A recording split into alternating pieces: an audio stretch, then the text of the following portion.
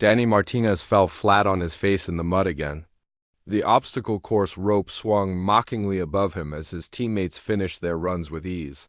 Sweat mixed with dirt on his small frame as he struggled to pull himself up from the ground. Time.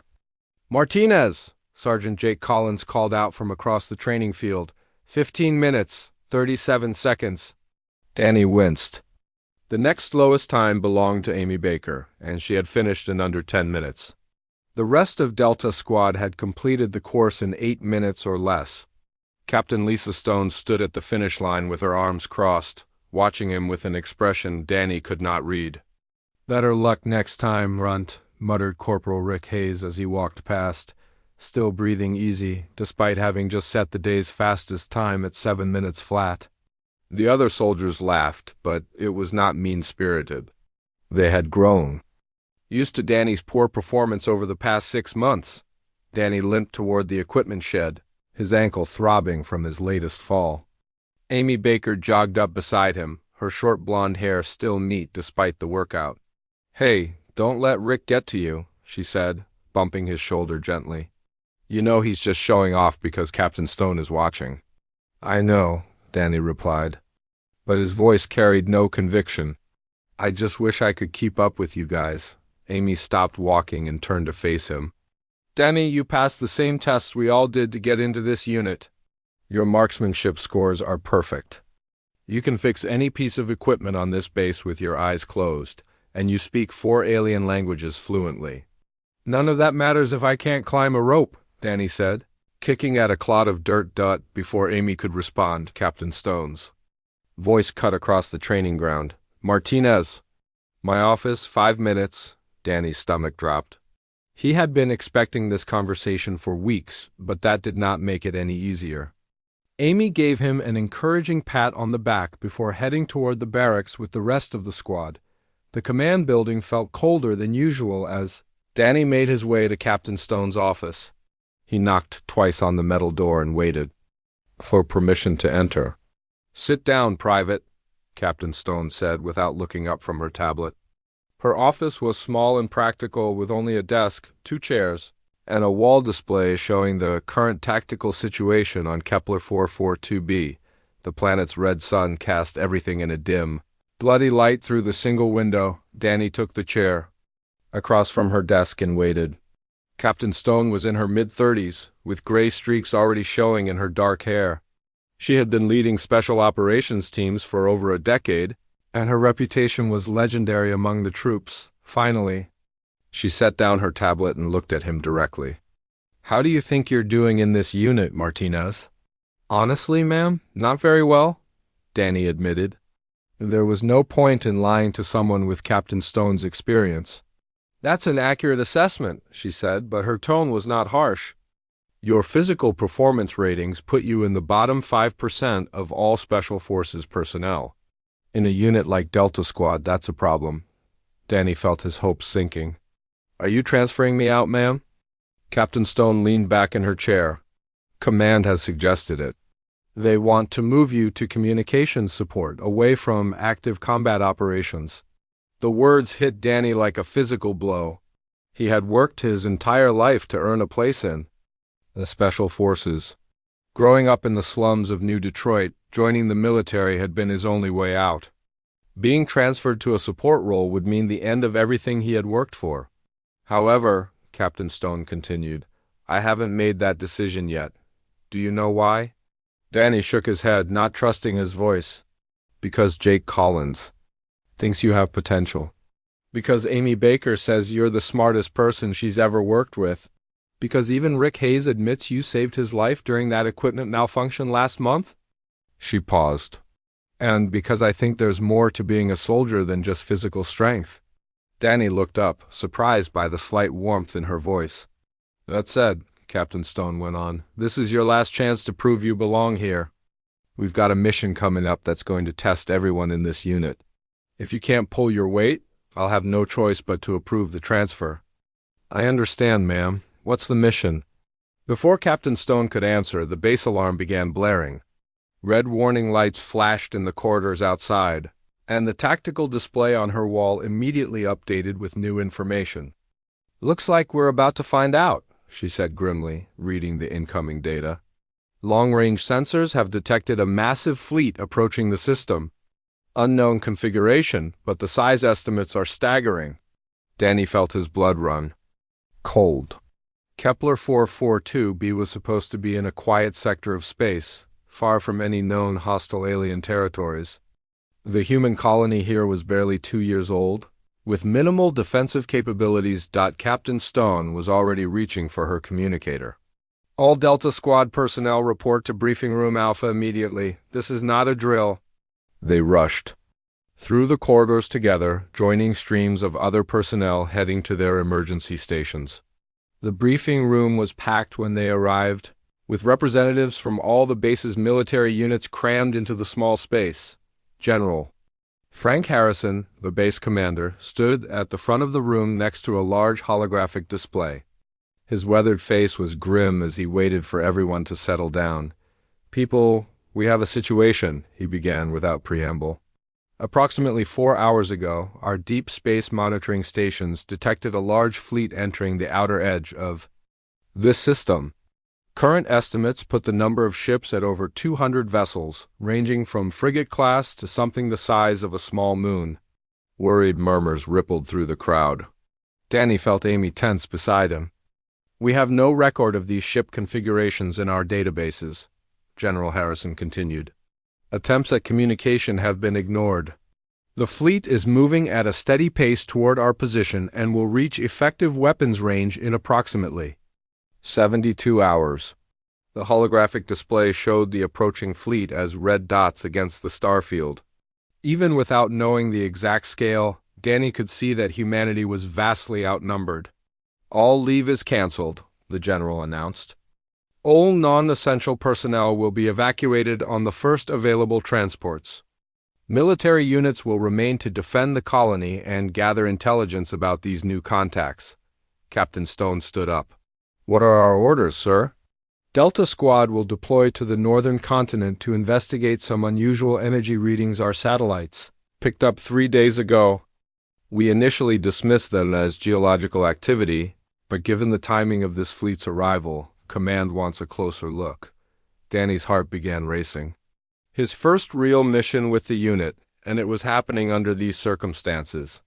"The energy signatures are coming from a region near some ancient ruins," General Harrison continued. "We need to know if there's any connection between those ruins and this approaching fleet. You'll have full support from orbital reconnaissance, but you'll be operating in hostile territory with potentially dangerous native wildlife." The briefing continued for another 30 minutes, covering logistics, equipment, and emergency procedures. When it was over, the Delta Squad members gathered around Captain Stone for final instructions. "We deploy at 0600 tomorrow," she said. "Full combat gear, survival equipment for 1 week, and enhanced sensor packages. Jake, I want your team ready for anything. This could be a simple reconnaissance mission, or we could be walking into something much bigger." Sergeant Collins nodded. "Understood, ma'am. What about Martinez?" Danny held his breath as Captain Stone looked at him. "He comes with us. His technical skills might be exactly what we need." That evening, Danny sat in the communications bay, monitoring the incoming fleet and trying to calm his nerves. The alien ships maintained complete radio silence, moving in perfect formation toward the inner system. There was something ominous about their precise movements. As if they had done this many times before, Amy found them there an hour before lights out. "Can't sleep either?" "Not really," Danny admitted. "This is it, you know.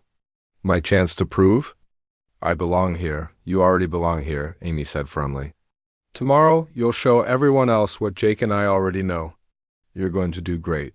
Danny wished he shared her confidence. As he watched the red dots on his screen grow slowly larger, he could not shake the feeling that everything was about to change forever. The transport ship shook violently as it descended through the thick atmosphere of Kepler 442b's northern continent. Danny gripped his harness tighter, watching the endless red desert pass beneath them through the small window. The landscape looked dead and empty, broken only by strange rock formations that jutted up from the sand like ancient bones. 2 minutes to drop zone, the pilot announced over the intercom. Weather looks clear, but watch out for the wind. It's picking up down there. Captain Stone checked her equipment one final time. Remember, people, we're here to investigate those energy readings and get out. No unnecessary risks. Jake, take point when we land.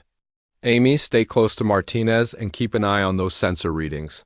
Sergeant Collins nodded from across the cabin. What about Dr. Wong? She's never been on a field mission before.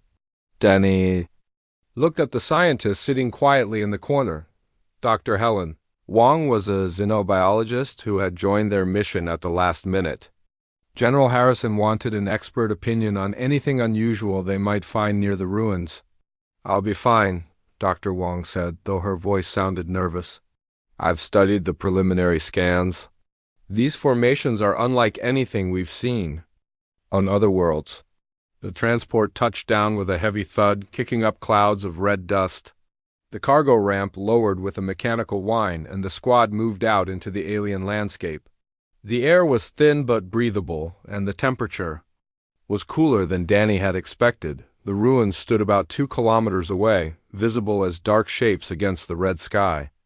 They looked ancient, worn down by countless years of wind and weather. But as they got closer, Danny could see that the structures were more complex than the aerial photos had suggested.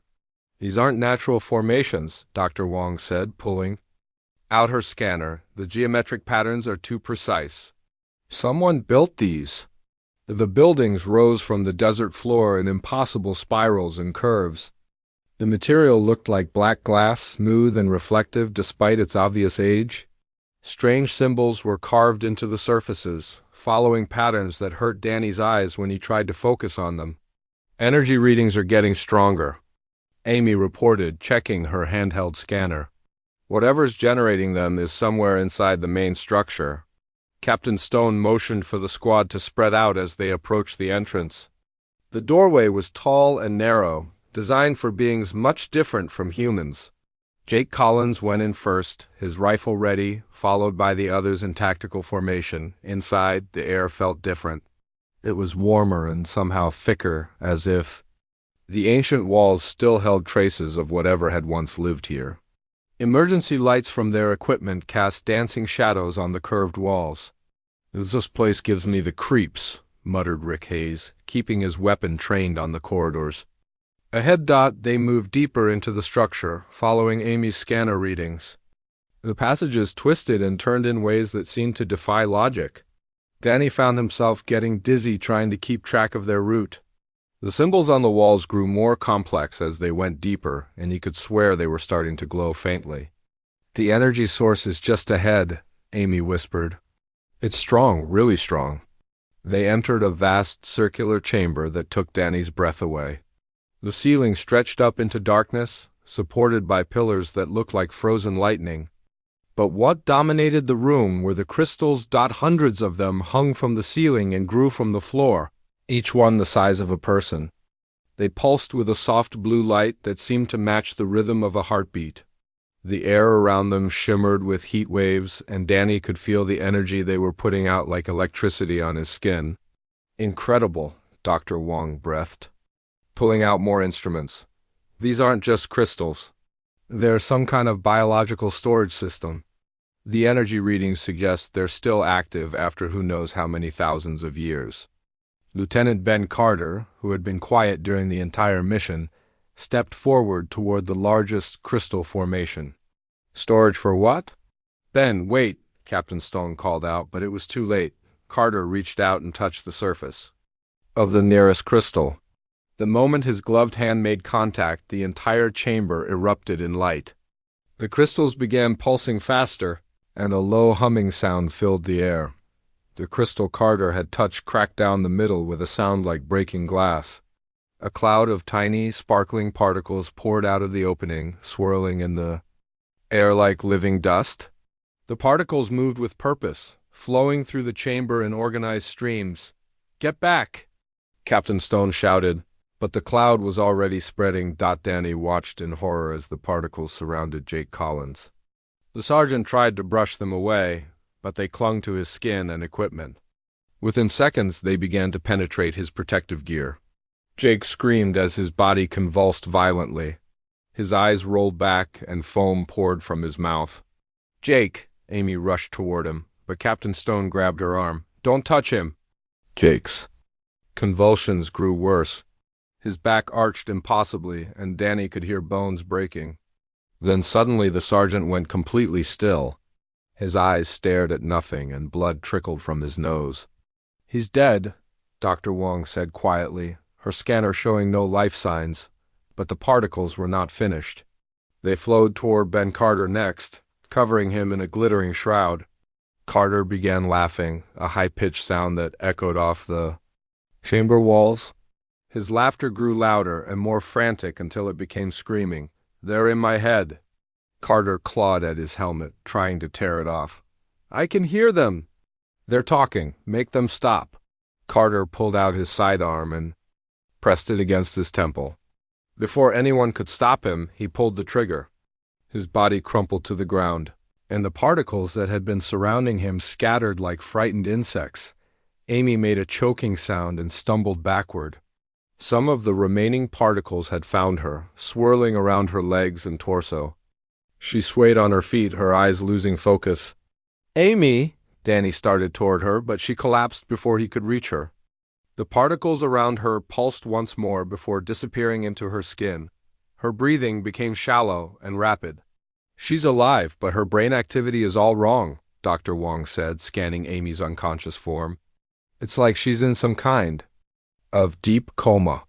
Captain Stone was backing toward the exit, her weapon drawn. "We need to get out of here now." But the remaining particles had noticed Danny. They flowed across the chamber floor like a living river, gathering around his feet. Danny stood frozen as they began to climb up his legs, expecting the same violent reaction that had killed his friends. Instead, something different happened. The particles felt warm against his skin, almost gentle. They did not force their way through his protective gear, but seemed to wait at the barriers. Danny could sense something in the back of his mind, like a whisper he could not quite hear. "Danny, get away from them!" Captain Stone shouted, but Danny found himself removing his gloves, then his helmet. He knew it was dangerous, but something inside him said it was right. The particles flowed over his hands and face like warm water. He felt them entering through his pores, but there was no pain. The last thing Danny remembered was a voice in his head, ancient and tired, saying words in a language he did not know but somehow understood. "Finally, a compatible host, we have waited so long." Then darkness claimed him. When the rescue team arrived 6 hours later, they found Captain Stone and Dr. Wong guarding the chamber entrance. Inside lay the bodies of Jake Collins and Ben Carter, along with Amy Baker in a deep coma. Danny Martinez was unconscious but alive, his body surrounded by the fading glow of crystal dust. As they carried him back to the transport, none of them noticed that his eyes had changed color. Instead of brown, they now held flecks of the same blue light that pulsed within the ancient crystals. Something new had been born in that chamber. Something that would change the fate of humanity forever. But for now, Danny Martinez simply slept, while ancient memories began to stir in the depths of his transformed mind. Danny woke up slowly, like swimming up from the bottom of a deep pool. The medical bay's bright lights hurt his eyes, and he could hear the steady beeping of monitoring equipment. His mouth felt dry, and his whole body ached in ways he had never experienced before. "He's awake," someone said nearby. Danny turned his head and saw Dr. Wong sitting in a chair beside his bed, holding a tablet covered with medical readouts. "How long was I out?" Danny asked. His voice sounded different somehow, deeper and more resonant than before. 3 days, Dr. Wong replied, making notes on her tablet. "We were starting to worry you might not wake up at all." Danny tried to sit up and was surprised by how easy it felt. The movement that should have been difficult came naturally, as if his muscles had grown stronger while he slept. He looked down at his hands and noticed they seemed steadier than he remembered. "How do you feel?" Dr. Wong asked, watching him carefully. "Different," Danny said honestly. "Better, I think. But also like something inside me has changed." As he spoke, Danny became aware of another presence in his mind. It was not exactly a voice, but more like an echo of thoughts that were not his own. The presence felt ancient and patient, waiting for him to acknowledge it. "We are here," the presence whispered without words. "We are together now." Danny's eyes widened. He could feel the entity inside him, separate but connected, like a second heartbeat in his chest. It did not feel threatening or painful like he had expected. Instead, it felt surprisingly natural, as if it had always belonged there. "Danny?" Dr. Wong leaned forward, concern in her voice. "What's wrong?" "There's something in my head," Danny said quietly. "It's talking to me." Dr. Wong made more notes. "Can you understand what it's saying?" Danny closed his eyes and focused on the presence. Images flashed through his mind, showing him things he had never seen before. Vast space battles, alien worlds, covered in strange cities and creatures he could not even begin to describe. "It's showing me memories," Danny said. "Old ones, really old. It's like watching movies of things that happened thousands of years ago." The entity's communication grew, clearer as Danny learned to listen. It told him its name, though the concept was too complex for human language. Danny settled on calling it Echo, because that's what its thoughts felt like in his mind. Echo explained that it was not a parasite at all, but a symbiotic organism created by an ancient race called the Builders. The Builders had faced a terrible enemy that consumed entire worlds, and they had created the symbiotes as weapons to fight back. "The things that are coming," Danny said aloud, still receiving Echo's memories. "The fleet we detected, they're called Devourers." Dr. Wong stopped writing. "What do you know about them?" Danny's mind filled with horrifying images of the Devourers in action. They were not just conquerors, but literally consumed everything they encountered, breaking down matter at the molecular level to fuel their endless expansion. "They eat planets," Danny whispered. "Whole civilizations. They've been doing it for millions of years, moving from galaxy to galaxy." Before Dr. Wong could respond, alarms began blaring throughout the base.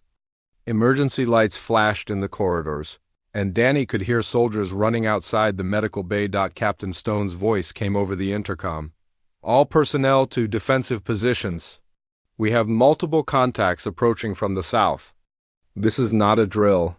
Dr. Wong looked at her scanner, which was detecting movement in the jungle beyond the base perimeter. "Native predators," she said. "A whole pack of them." Danny stood up from the medical bed, and both he and Dr. Wong were shocked by the fluid grace of his movement.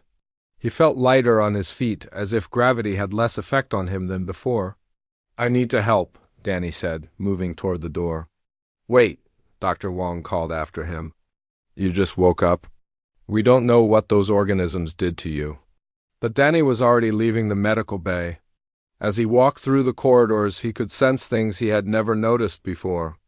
The electrical current in the walls, the heartbeats of people in nearby rooms, even the subtle vibrations of approaching creatures through the ground. Outside, the scene was chaotic. Soldiers were taking positions behind barriers while large reptilian creatures emerged from the jungle. The predators were the size of small vehicles with armored hides and razor-sharp claws.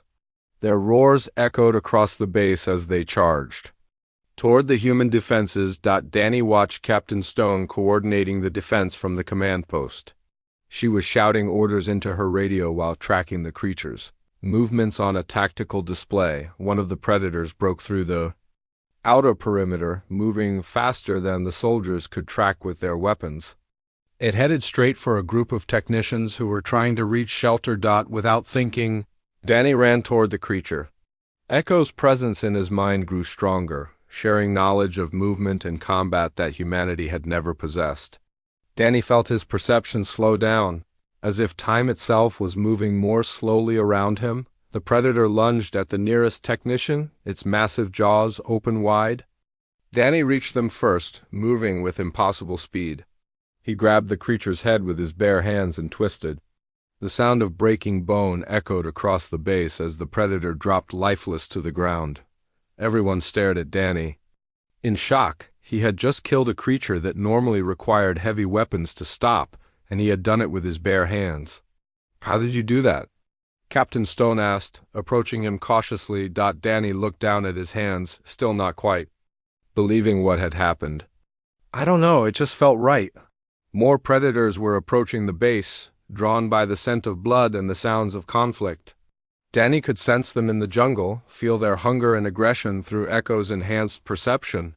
There are 12 more coming, Danny said with certainty. 2 from the east, 3 from the west, and 7 more from the south. Captain Stone looked at her tactical display, which showed exactly the same information Danny had just provided. How could you possibly know that? Echo told me, Danny said simply. The symbiote. It can sense living things at long distances. The next wave of predators attacked all at once, coordinating their assault better than anyone had expected. The human defenders opened fire, but the creatures were smart enough to use cover and approach from multiple angles. Danny moved through the battle like a force of nature. He was faster than the predators, stronger than any human had a right to be, and seemed to know exactly where each attack was coming from before it happened. Echo guided his movements, sharing reflexes and combat knowledge from a dozen different alien species. Within 10 minutes, all the predators were dead. Danny stood in the center of the battlefield, breathing easily despite the intense combat. His uniform was torn and dirty, but he was completely uninjured. The other soldiers gathered around him, staring in amazement and fear. Captain Stone approached. Slowly, her hand resting on her sidearm. What are you? She asked quietly. Danny looked at her with eyes that now glowed faintly blue in the dim light. I'm still me, he said, but I'm also something else now. Something that can help us fight what's coming. Dr. Wong had been watching the entire battle from the medical bay entrance.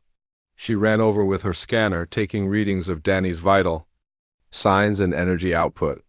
This is incredible, she said, looking at the data. Your DNA has been completely rewritten. Your muscle density is 3 times normal human levels. Your nervous system is processing information at superhuman speeds. You're not quite human anymore. Danny felt a moment of sadness at her words, but Eco's presence comforted him. He was changing, becoming something new, but the core of who he was remained intact. Will Amy be okay? Danny asked, remembering his friend's condition. Dr. Wong's expression softened. She's stable. The organisms that entered her system died, but they left behind some of their memories. She's been talking in her sleep, saying things in languages that don't exist in our databases. She have information about the Devourers, Danny said, understanding flowing from Eco's knowledge. The symbiotes always leave traces when they die. She know things that can help us. Captain Stone was still watching Danny with a mixture of awe and concern. Can we trust you? Are you still on our side? Danny met her gaze steadily. I'm still Danny Martinez. I'm still the guy who couldn't climb a rope yesterday. But now I can also do things that might save all of us. As if to emphasize his point, alarms began sounding again. This time, they were not warning of local predators, but of something much worse. The Devourer fleet had accelerated and would reach the system in less than 48 hours. Danny looked up at the red sky, knowing that humanity's greatest test was about to begin. He was no longer the weakest member of the squad, but he wondered if even his new abilities would be enough for what was coming. Echo's ancient voice whispered in his mind, carrying both hope and warning. The real battle was just beginning. The Devourer ships appeared on the horizon like dark clouds, blotting out the red sky. Their hulls were black as space itself, covered in strange growths that pulsed with sickly light. Danny stood on the base's observation deck, watching through enhanced vision as the massive vessels began landing in the distant desert. They're bigger than our scans showed, Captain Stone said, lowering her binoculars. Some of those ships must be 5 kilometers long. Danny could see much more than anyone else. Echo's presence in his mind allowed him to detect the energy signatures of the alien vessels, and what he saw made his enhanced heart race with fear. The ships were not just transport vehicles, but living creatures, grown rather than built. They're not ships, Danny said quietly. They're animals. Living things that have been turned into weapons. Dr. Wong looked up from her scanner. That's impossible. Nothing that large could be a single organism. The Devourers don't build technology, Danny explained, Echo's memories flowing through his consciousness. They consume other species and reshape their biology to serve their needs. Those ships used to be space whales from a star system they destroyed 50,000 years ago. Before anyone could respond, smaller shapes began dropping from the massive bioships. They fell like black rain, spreading across the landscape in all directions. As they hit the ground, Danny could see them moving with purpose toward human settlements. Ground troops, Captain Stone observed grimly. Looks like they're not waiting for negotiations. The base's communication system crackled to life. All units, we have hostile contacts approaching from multiple vectors. Estimate 2,000 individual attackers converging on our position. All defensive positions are to engage on sight. Danny felt Echo stirring more actively in his mind, sharing tactical knowledge and combat experience from countless battles across the galaxy. The symbiote was preparing for war, and Danny could feel his own human instincts being enhanced by alien wisdom. I need to get out there, Danny said, moving toward the door. Wait. Captain Stone grabbed his arm. We don't know what you're capable of yet. You could get hurt. Danny looked down at her hand on his arm. He could feel the pressure of her grip, but it felt as light as a feather. His enhanced strength could easily break free, but he chose not to. Some part of his humanity still respected her authority. Captain, I killed a pack of predators yesterday with my bare hands, Danny said gently. I think I can handle whatever those things are. The first wave of Devour ground troops reached the base perimeter within an hour. Danny got his first close look at them from the defensive walls, and he had to fight down a wave of nausea. The creatures looked like they had once been different species, all merged together into horrible combinations. Some had 4 legs and 2 heads. Others dragged themselves along on tentacles while firing bioweapons from organs that grew out of their backs. All of them moved with the same terrible purpose, driven by a hunger that could never be satisfied. The human defenders opened fire with everything they had. Bullets and energy beams cut down the first attackers, but more kept coming. For every creature they killed, 2 more emerged from the desert. Danny dropped down from the wall and ran toward the largest group of attackers. Echo guided his movements, showing him weak points in the creature's biology and the best ways to strike. His enhanced speed allowed him to dodge their return fire while closing the distance. He grabbed the nearest creature by what might have once been its neck and twisted until he heard bones snapping. The thing died with a sound like escaping gas, and thick green fluid poured from its wounds. Danny moved to the next target, then the next, cutting through the enemy formation like a living weapon. But with each kill, Danny felt something changing inside him. Echo's presence was growing stronger, more dominant. The symbiote's memories began to overlay his own, showing him images of battles on 100 different worlds. Ancient knowledge flowed through his mind, but it came with a price. Danny found himself forgetting small things, the name of his first pet, the face of his mother. Little pieces of his humanity were being replaced by Echo's vast experience, and he was not sure he could stop it. Danny, behind you! Amy's voice cut through his confusion. Danny spun around to see Amy Baker running toward him, her face pale but determined. She had woken up from her coma the day before, bringing with her fragments of alien memories that had helped the human forces understand their enemy. Amy, you shouldn't be out here, Danny said, even as he grabbed an attacking creature and threw it 50 meters through the air. I had to come, she replied, ducking under a stream of acidic spit from another attacker. I can sense them too now. The fragments in my head show me things. Danny realized she was right. Amy moved with enhanced reflexes, not as fast as him but far beyond normal human capability. The dead symbiotes had left their mark on her as well. Together, they fought their way through the attacking force. Danny's raw power combined with Amy's tactical insights from the alien memories made them an unstoppable team. But the victory came at a cost that only Danny fully understood. With each use of Echo's enhanced abilities, Danny felt more of his original self slipping away. He could remember being weak, being the smallest member of the squad, but those memories felt distant and unimportant. What mattered now was the mission, the eternal war against the Devourers. When the battle was over, Danny stood among the fallen creatures, his hands covered in alien blood. Captain Stone approached him cautiously, her expression a mixture of gratitude and fear. "Danny, are you all right?" she asked. Danny looked at her for a long moment, trying to remember why her opinion had once mattered so much to him. The concern in her voice seemed puzzling. Why should she worry about him when he was obviously superior to ordinary humans now? "I am functioning at optimal efficiency," Danny replied, and immediately realized how wrong that sounded. Those were not his words, but Eco's way of thinking. Amy stepped closer, studying his face with worried eyes. "Danny, you're changing. I can see it happening." "Change is necessary for survival," Danny said, again hearing Echo's thoughts coming from his mouth. "The weak must evolve or be consumed."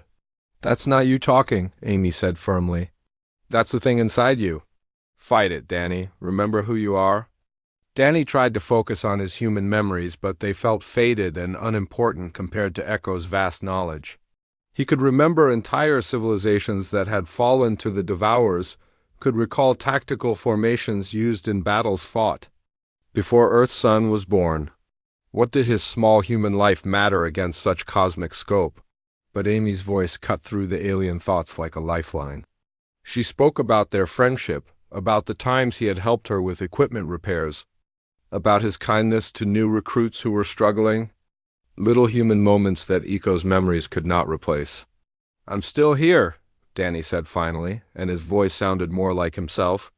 "But it's getting harder to remember why that matters." Dr. Wong approached with her scanner, taking readings of Danny's changing biology. "The symbiotic integration is accelerating," she said grimly. "At this rate, his original neural patterns will be completely overwritten within days. Is there a way to stop it?" Captain Stone asked. "I don't think so," Dr. Wong replied. "This appears to be the natural progression of the symbiosis. Every historical record I can find shows the same pattern. The host eventually becomes a vessel for the symbiote's consciousness." Danny felt a chill that had nothing to do with the desert wind. He was becoming something else, something that might save humanity but would no longer be Danny Martinez. The weakest member of the squad was being replaced by an ancient warrior, and he was not sure he could stop the process even if he wanted to. New alarms began sounding from the base. The second wave of Devourer attacks was beginning, and this time they were bringing heavier forces. Danny could sense them through Eco's enhanced perception, and what he detected made even his transformed mind recoil in horror. The Devourers had brought their ultimate weapon, something so terrible that it had ended civilizations across the galaxy, and Danny was beginning to suspect that only by fully embracing Eco's nature could he hope to stop it. The price of power was becoming clear, and Danny wondered if humanity's salvation was worth the cost of his soul. The thing that emerged from the largest Devourer bioship was beyond anything humanity had ever imagined. It stood 300 meters tall, a writhing mass of flesh and metal that seemed to absorb light itself, tendrils thick as buildings reached out from its body, touching the ground and draining the very life from the soil. Danny watched from the command center as the creature began its terrible work. Every piece of human technology it touched simply stopped working. Vehicles died, weapons powered down, and even the base's main computer systems began failing one by one. "It's some kind of energy drain," Dr. Wong said, her scanner flickering and dying in her hands. "It's absorbing all forms of power, organic and artificial." Through the observation windows, they could see the evacuation ship sitting dead on the landing pad. Hundreds of civilians were trapped inside vessels that would never fly again. The creature's influence was spreading outward like a plague, and soon it would reach the base itself. "We need to get everyone to the emergency shelters," Captain Stone ordered, but her radio was already crackling with static. "Use runners to spread the word. All electronic communication is compromised." Danny felt Echo stirring in his mind with unusual urgency. The symbiote was afraid, and that fear was more terrifying than anything else Danny had experienced. Echo had seen this creature before, had watched it destroy entire star systems by draining them of all energy. It's called the Void Eater, Danny said, his voice carrying Echo's ancient dread. It was created from the corpse of a star.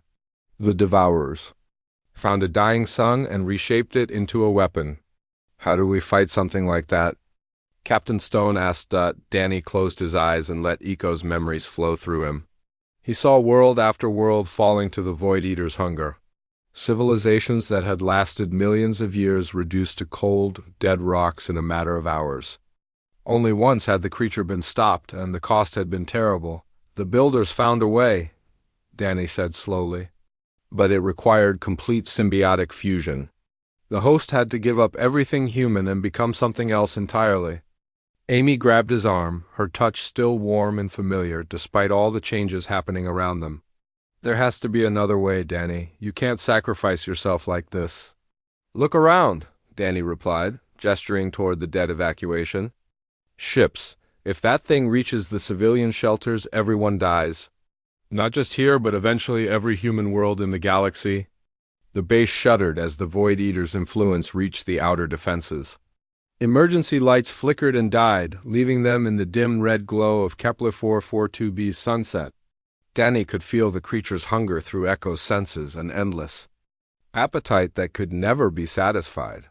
I can stop it, Danny said, feeling Echo's agreement resonating in his mind. But I won't be me anymore. The Danny you knew will be gone. Captain Stone stepped forward, her face grim in the fading light. What would you become?